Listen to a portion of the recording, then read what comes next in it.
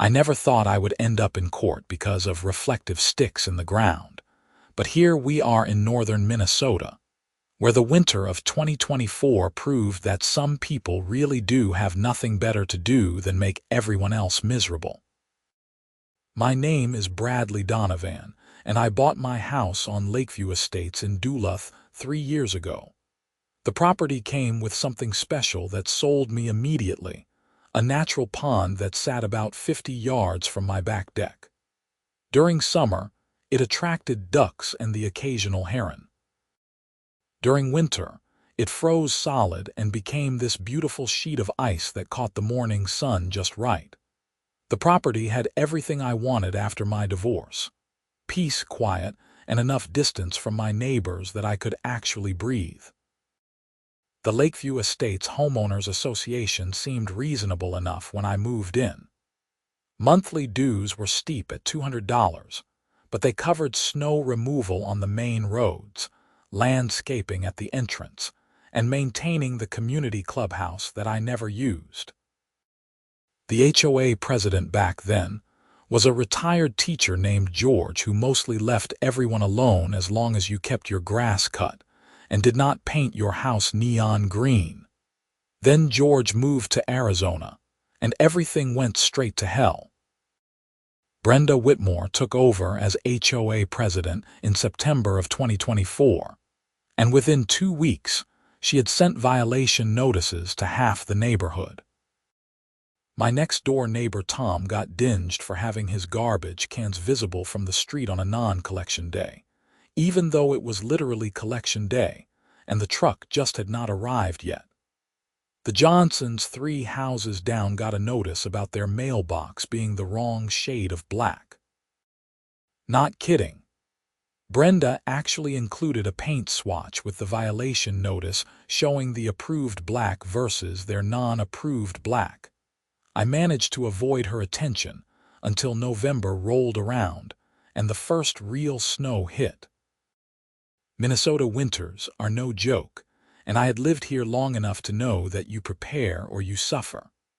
Part of my preparation involved putting up snow markers along my driveway and around the pond. The markers were simple fiberglass poles about 4 feet tall with reflective orange tops. I put them up every winter so the snow plow guy would know where my driveway actually was, and more importantly, so nobody would accidentally drive onto the pond. The pond sat close enough to my driveway that in heavy snow, you could not tell where solid ground ended and the pond began.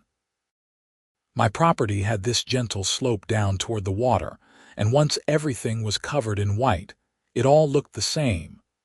The markers were a safety measure, plain and simple. They had saved the propane delivery guy from driving into the pond just last winter when we got that freak April snowstorm. I had just finished putting up the last marker when I heard the distinctive whine of an electric motor. Brenda pulled up to the end of my driveway in her golf cart. Yes, a golf cart. In November. In Minnesota. She had it outfitted with some kind of plastic, weather enclosure, and heated seat.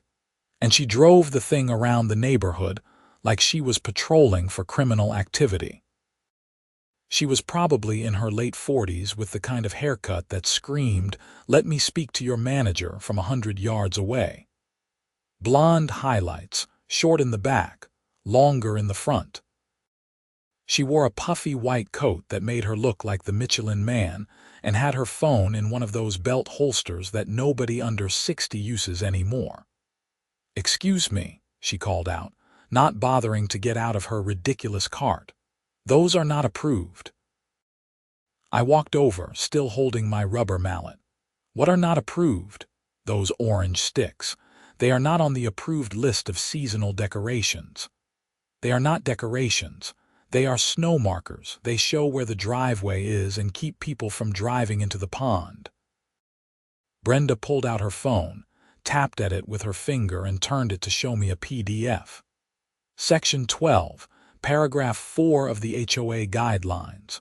All seasonal installations must be approved by the Architectural Review Committee. These were not submitted for approval. They are snow markers. They are safety equipment. Then you should have submitted them for approval. You have 48 hours to remove them or you will incur a fine of $50 per day per violation. Per violation? How many violations are you seeing here? I count 14 markers. That would be $700 per day. My jaw actually dropped. You cannot be serious. The rules apply to everyone, Mr. Donovan. If we make exceptions, then everyone will want exceptions and the whole neighborhood will look like a junkyard. She put her phone away and gave me this tight little smile. 48 hours. Then she drove off in her golf cart, leaving me standing there in the cold wondering if I had somehow slipped into an alternate dimension where common sense did not exist. I called my buddy Marcus that evening and told him the whole story. Marcus had been my friend since college and was one of those guys who knew a little bit about everything, usually just enough to be dangerous. "Dude, she cannot fine you for safety equipment," Marcus said through the phone. "That has got to be illegal or something." I read through the whole HOA agreement last night. It is buried in there. They can fine you for unapproved modifications or installations. But snow markers are not modifications. They are temporary. Try telling Brenda that. Woman acts like she is running a military base. Do not take them down. Call a lawyer for snow markers. Do you know what a lawyer costs? More than $700 a day. He had a point. I spent the next day researching Minnesota HOA law, which is about as exciting as it sounds. Turns out HOAs have a lot of power, but that power is not unlimited. They have to follow their own governing documents, and their rules have to be reasonable. The question was whether demanding approval for safety equipment was reasonable. I decided to go to the next HOA board meeting and make my case. The meeting was scheduled for the following Tuesday at the community clubhouse, and I planned to bring photos, documentation, and a very reasonable argument for why snow markers should be exempt from the approval process. 48 hours came and went. I did not remove the markers. The next day, I found an envelope in my mailbox with a violation notice and a fine schedule. $700 per day starting immediately, with the first payment of $1,400 due by the end of the month. The Tuesday meeting could not come fast enough. The clubhouse was one of those buildings that tried too hard to look rustic. Lots of fake wood paneling and a stone fireplace that had probably never seen an actual fire. About 20 people showed up for the meeting, which was apparently a huge turnout. Usually it was just the board members and maybe one or two homeowners with complaints. Brenda sat at the front table with 4 other board members.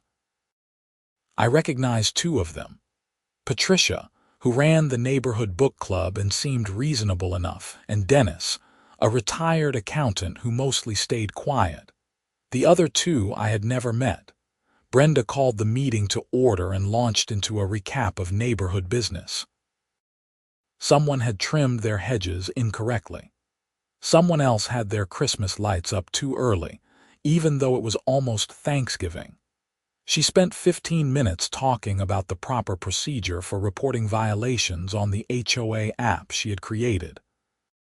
Finally, she got to new business and I raised my hand. "Yes, Mr. Donovan," I stood up. "I want to discuss the violation notice I received about my snow markers. That is not new business. That is a violation in progress." "Right, but I think there has been a misunderstanding about what the markers are for. They are safety equipment. They mark where my driveway ends and where the pond begins. Without them, someone could drive onto the ice and go through. Then perhaps you should install permanent fencing if safety is a concern. The markers are an eyesore and were not approved. They are 4 feet tall and only visible in winter. They are not an eyesore. They are standard equipment that people across Minnesota use. Not in Lakeview Estates." "We have standards." Patricia leaned forward. Brenda, maybe we could make an exception for safety equipment. That seems reasonable. We cannot start making exceptions. That is how neighborhoods fall apart. Fall apart. I tried to keep my voice level. We are talking about orange sticks that keep people from drowning.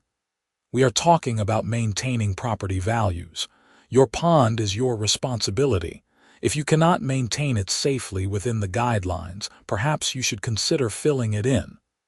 The room got very quiet.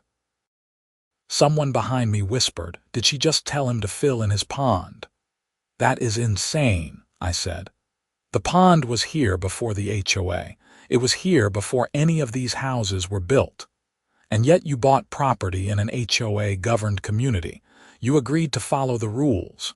Reasonable rules. The rules are what the board determines them to be." Brenda shuffled some papers in front of her. "Your fine stands. If the markers are not removed within 1 week, we will proceed with a lien against your property. Next item on the agenda." I looked around the room hoping someone would back me up. A few people would not make eye contact. Tom gave me a sympathetic shrug. Patricia looked frustrated but did not say anything else. I walked out of that meeting knowing this was going to get worse before it got better.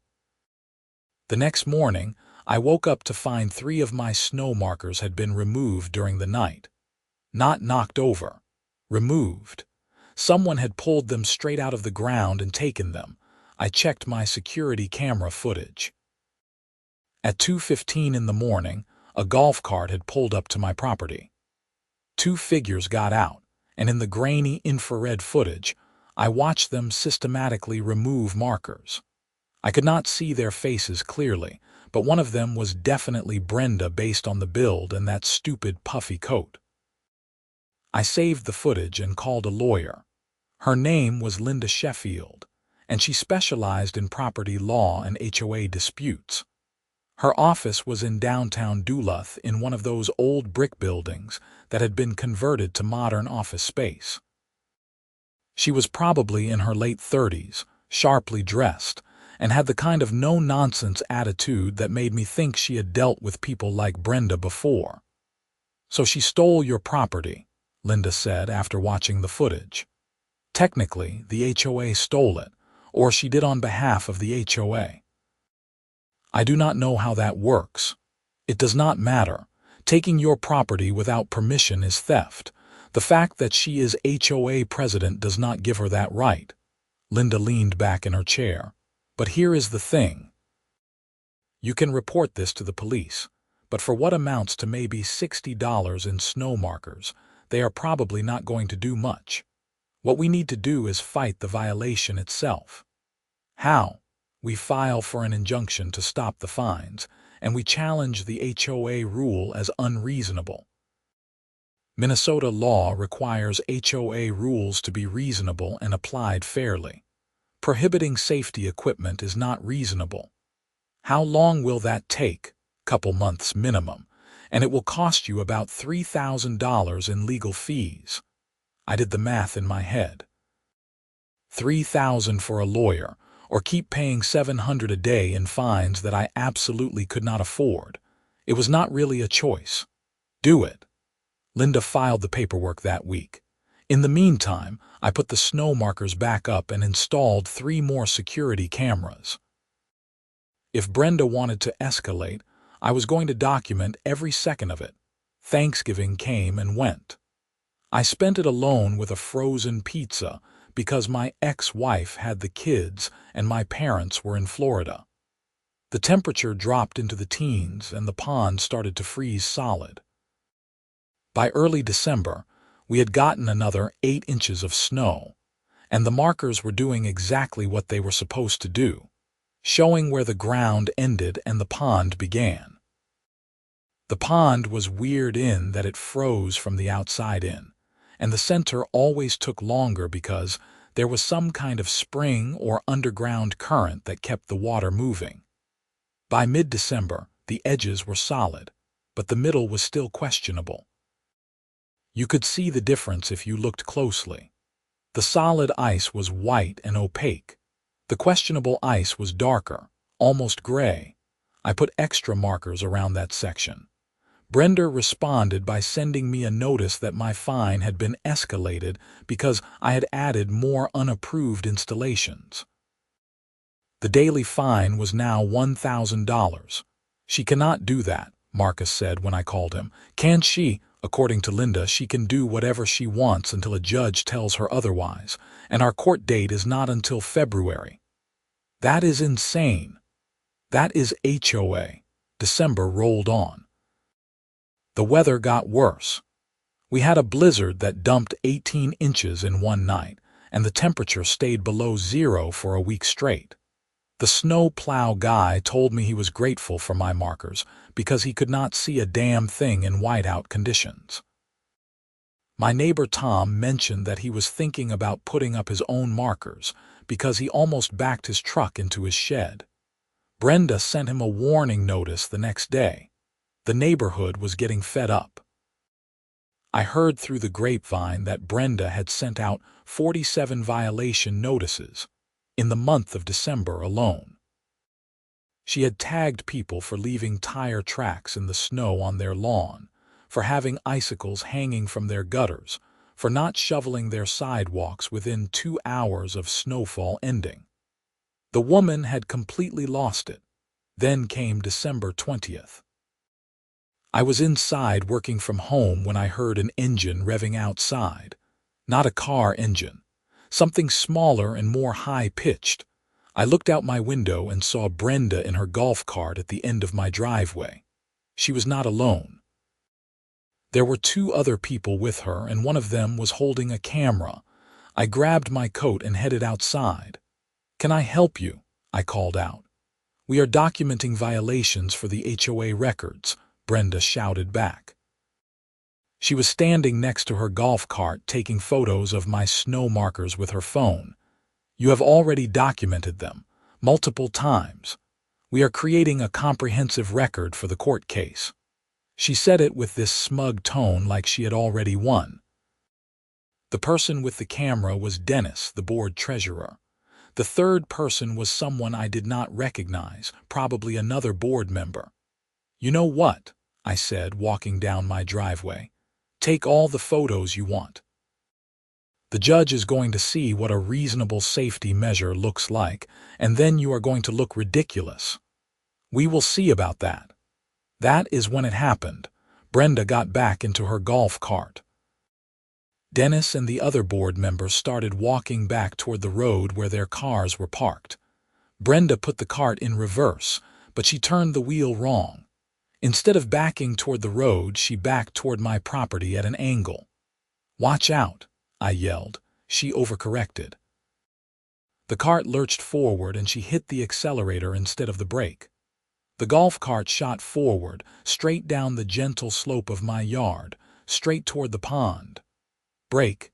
Hit the brake!" Dennis was running after her, but the cart was moving too fast. Brenda was screaming something I could not make out. She spun the wheel hard to the right, but that just made things worse. The cart skidded on the snow, went sideways, and hit the edge of the pond at an angle. For a second, it just sat there on the ice. The edges were frozen solid after all. I thought maybe it would be okay. Then the cart started moving forward again. Brenda was panicking, hitting buttons and pulling levers. The cart rolled forward onto the darker ice, the section I had specifically marked because it was not safe. The ice cracked with a sound like a gunshot. The front end of the golf cart dropped through the ice. Water splashed up around it, black and freezing. Brenda screamed, a real genuine scream of terror as the cart tilted forward. The back wheels came off the ground. I was already running. I grabbed one of the snow markers and pulled it out of the ground as I ran past. Dennis was running too, but he was 50 pounds overweight and not keeping up. "Do not get on the ice," I yelled at him. "Stay on shore." The golf cart was halfway through now, the front end completely submerged and the back end sticking up at a 45-degree angle. Brenda was trying to climb out, but she was tangled in her seat belt, and the plastic weather enclosure was blocking her. I got to the edge of the pond and tested the ice with my foot. Solid. I took another step, still solid. 2 more steps and I could hear it creaking under me. Grab my hand. I held the snow marker out like a pole, reaching toward Brenda. She grabbed at it but could not reach. The cart shifted, dropping another foot deeper into the water.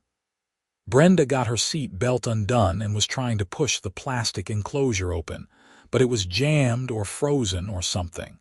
I dropped onto my stomach to distribute my weight and crawled forward on the ice. The cold bit through my coat immediately. I could feel the ice flexing under me, could hear the water moving underneath. Grab it. I held the marker out again. This time Brenda got a hand on it. I pulled and she pulled, and the cart shifted again with a horrible groaning sound. Water was pouring into it now. Brenda got herself halfway out of the enclosure, and I pulled harder on the marker. The cart made one final lurch and went straight down. Brenda came free and landed on the ice next to the hole, gasping and soaked from the waist down. The golf cart disappeared completely under the water with a gurgling sound. "Crawl," I yelled at her.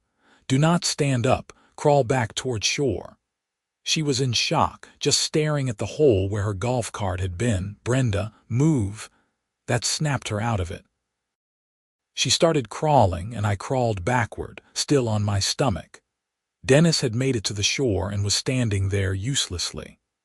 The third board member was on her phone, hopefully calling 911.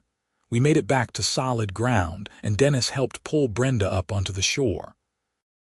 She collapsed onto the snow, shaking uncontrollably. Her legs were already showing signs of frostbite, her pants frozen stiff. "Get her inside," I said. "Get her warm. Now." Dennis and the other board member, whose name I learned was Susan, helped Brenda up toward my house.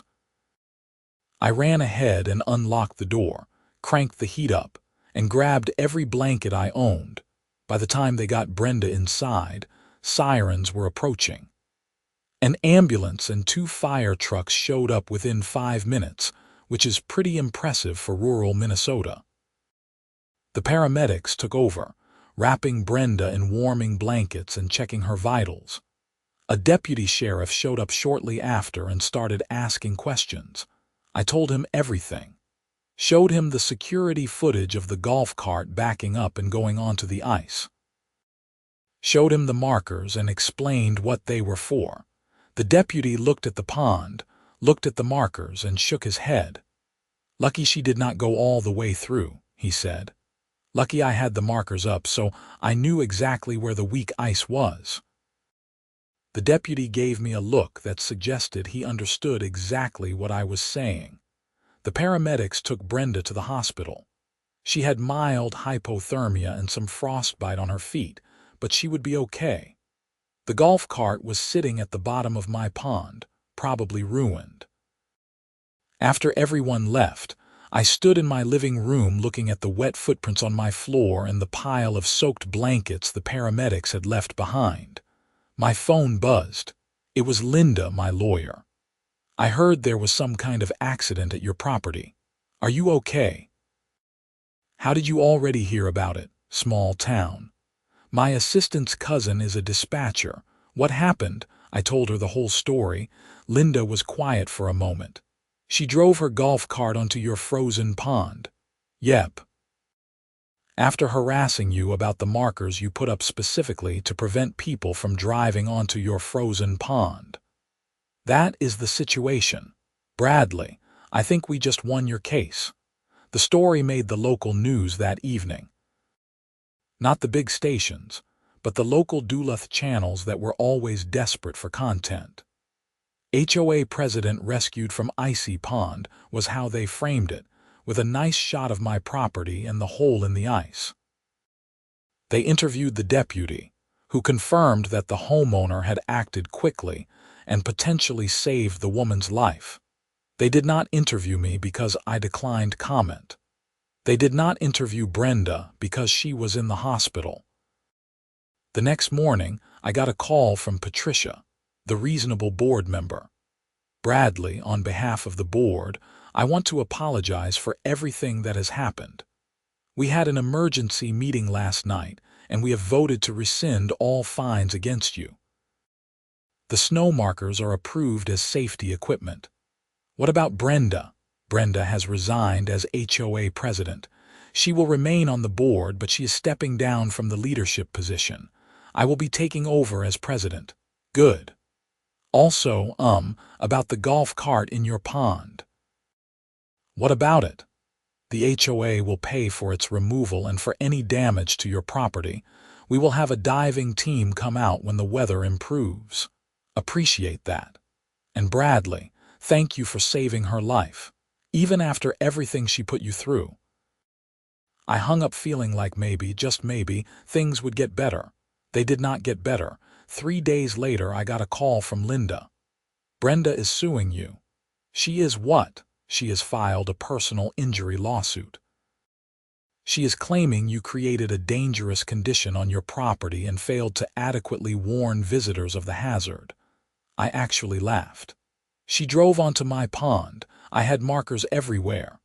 I literally put those markers up to warn people, and she tried to fine me for it. I know. It is absurd. But she is claiming the markers were insufficient and that you should have had fencing or barriers. Can she do that? She can file whatever she wants. Does not mean she will win. In fact, I am pretty confident she will not win, but we have to respond to it. How much is she suing for? $250,000. I sat down. For what? Medical bills, pain and suffering, emotional distress. And here is the kicker. She is also suing for property damage to the golf cart. The golf cart she drove onto my pond. That is the one. This is insane. This is HOA politics mixed with personal liability and a dash of someone who cannot admit they made a mistake. We will fight it. But Bradley, you need to be prepared for this to get ugly. Linda was right about it getting ugly. Brenda apparently told everyone who would listen that I had created a death trap on my property and that the HOA had been right to try to make me fix it.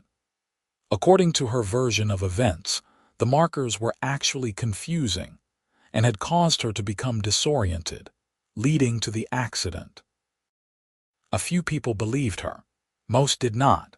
The neighborhood split into 2 camps. Team Brenda consisted mostly of the older residents who valued order and rules above all else, even when those rules were stupid. Team Bradley, as Marcus jokingly called it, was everyone else who was tired of the constant violation notices and power trips.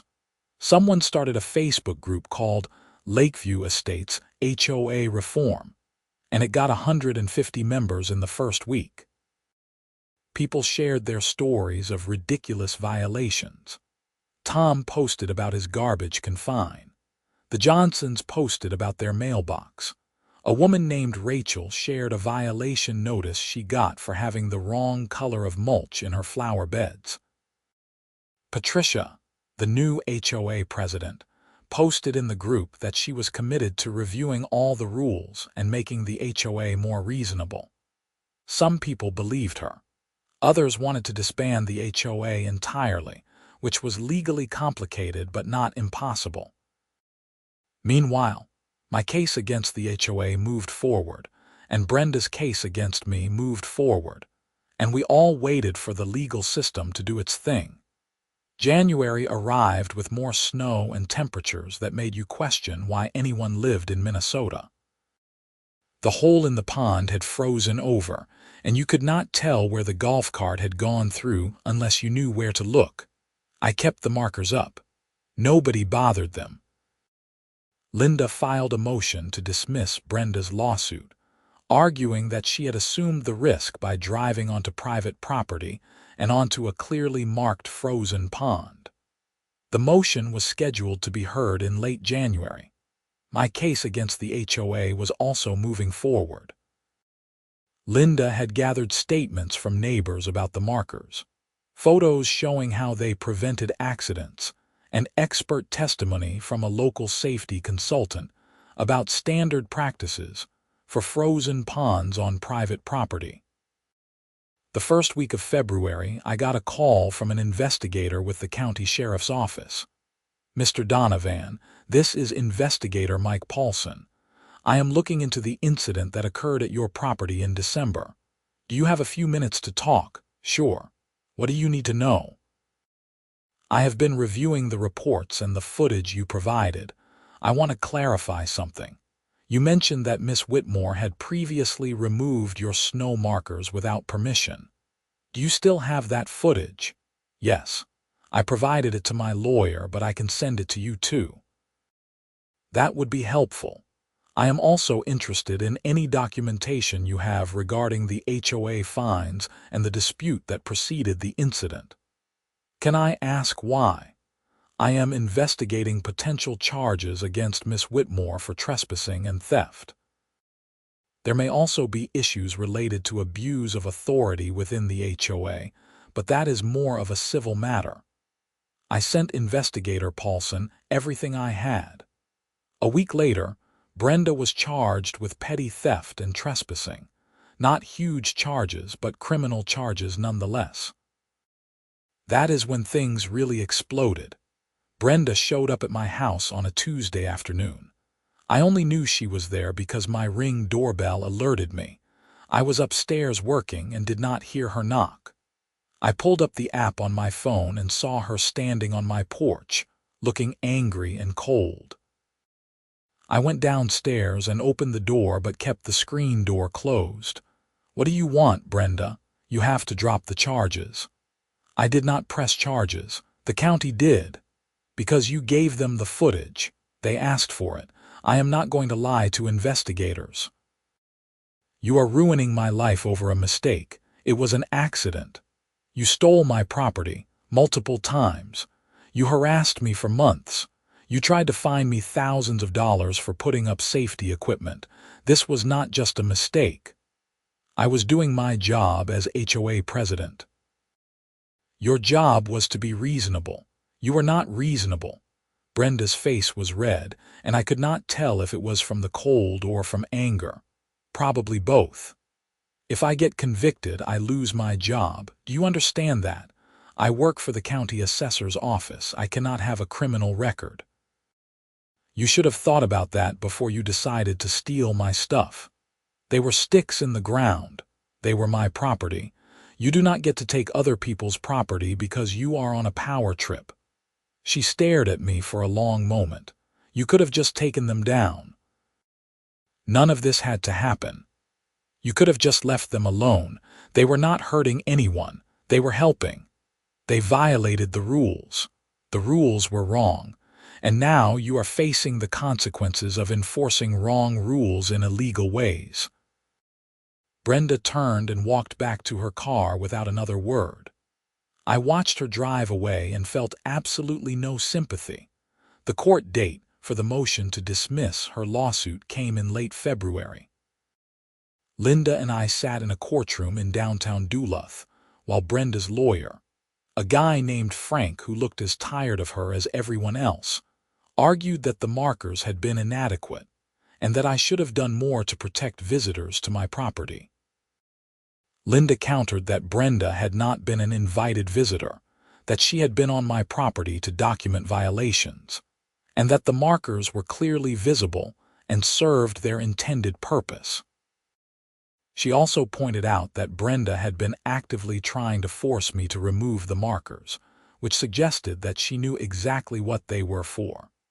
The judge, a woman named Sarah Martinez, who seemed thoroughly unimpressed with the whole situation, asked Brenda's lawyer a simple question.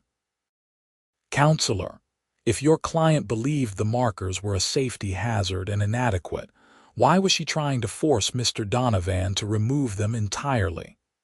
Frank did not have a good answer for that. Judge Martinez granted the motion to dismiss. The lawsuit was thrown out. Brenda would not be getting a dime from me, and in fact, the judge ordered her to pay my legal fees for defending against what she called a frivolous claim. That was a good day. My case against the HOA was settled out of court a week later.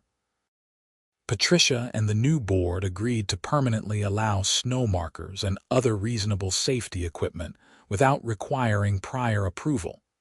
They also agreed to refund all the fines they had charged me and to pay my legal fees. The total came to about $12,000. The settlement included a clause requiring the HOA to review all their rules and remove or modify any that were unreasonable or overly restrictive. Patricia actually followed through on that. Over the next 2 months, the board held community meetings and solicited feedback. A lot of the stupid rules got eliminated. Brenda's criminal case went to trial in April. I had to testify, which was not fun, but it was straightforward. I showed the footage of her taking my markers. I explained the timeline of the dispute. The prosecutor showed that Brenda had acted deliberately and had used her position as HOA president to harass me. The jury found her guilty on both counts, petty theft and criminal trespassing. The judge sentenced her to 6 months probation, community service, and ordered her to pay restitution for the markers she had taken. Brenda also lost her job with the county assessor's office. Turns out having a criminal record is a problem when you work in a position of public trust. She ended up moving out of the neighborhood entirely, selling her house in June and relocating somewhere in Wisconsin. The golf cart was removed from my pond in late March when the ice melted. It was a total loss, waterlogged and ruined. The HOA's insurance covered the removal costs and reimbursed Brenda for the value of the cart, though I heard she had to fight with them about it. My pond recovered fine. By summer it was back to normal, attracting ducks and looking peaceful. I reinforced the banks a bit where the cart had gone through, but there was no permanent damage. Life in Lakeview Estates improved dramatically under Patricia's leadership. The HOA became what it should have been all along, a group of neighbors working together to maintain common areas and handle shared expenses, not an authoritarian regime looking for violations. Marcus came over in July for a barbecue, and we stood on my back deck looking at the pond. "So was it worth it?" he asked. "What, the whole nightmare?" "Yeah. All the stress, the legal fees, the drama. Was it worth it to prove a point?" I thought about it. "I did not do it to prove a point. I did it because she was wrong. The markers were necessary, her rules were unreasonable, and she was using her power to bully people. Someone had to push back. Still, that is a lot of hassle over some orange sticks. It was never about the sticks. It was about someone thinking they could force you to make your property less safe because of their ego." Marcus raised his beer. "To standing up to crazy HOA presidents. I will drink to that." We clinked bottles and watched the sun set over the pond. A heron landed at the far edge and stood there perfectly still, hunting for fish. The snow markers went back up in November, same as always. This time nobody bothered them. In fact, Tom put up his own markers, and so did the Johnsons, and so did about half the neighborhood. They kept driveways visible, marked property boundaries, and prevented accidents. Winter came hard and cold like it always does in Minnesota. The pond froze solid. The snow piled up. And every time I looked out my window and saw those orange markers standing sentinel in the white landscape, I felt satisfied. Not because I had won, though I had. Not because Brenda had faced consequences, though she had. But because the markers were doing exactly what they were supposed to do, keeping people safe. That is all I wanted from the beginning. Patricia turned out to be a great HOA president. She focused on actual issues like road maintenance and snow removal rather than petty violations. The neighborhood relaxed. People stopped being afraid of stepping outside their house without checking every detail. I ran into Dennis at the grocery store one afternoon in December. He looked embarrassed when he saw me. "Bradley, hey, I have been meaning to talk to you." "What is up, Dennis?" I wanted to apologize for my part in everything that happened last year. I should have stood up to Brenda. I knew a lot of what she was doing was wrong, but I just went along with it because it was easier than confronting her. I appreciate that. For what it is worth, I voted to settle your case and to change the rules. And I voted against supporting her lawsuit. That was insane. Good to know. How is your pond? Back to normal. You want to go ice fishing sometime? The ice is solid now. Dennis actually laughed. Maybe I will take you up on that. We did go fishing a few weeks later. Caught some decent perch and spent a few hours sitting on the ice not talking about much. It was good. The following March, I got a letter from the Minnesota HOA Reform Coalition. Apparently my case had gotten some attention in the state legislature, and they were working on new laws to limit HOA authority and provide better protections for homeowners. They wanted to interview me for their advocacy campaign. I did the interview. Talked about reasonable versus unreasonable rules, about safety versus aesthetics, about the importance of HOAs serving homeowners rather than controlling them. A few months later, the state passed new legislation requiring HOAs to allow reasonable safety measures without prior approval. It specifically mentioned snow markers, ice markers, and other weather-related safety equipment. It also created a faster process for homeowners to challenge unreasonable rules and put caps on fines. The law was not named after me or anything dramatic like that, but Linda called to tell me that my case had been cited in the legislative discussions. That felt good. Life moved on. I kept working from home, enjoying my peaceful property and my pond. Started dating someone I met through the Neighborhood Reform Facebook group, actually. Her name was Jennifer, and she lived 3 streets over.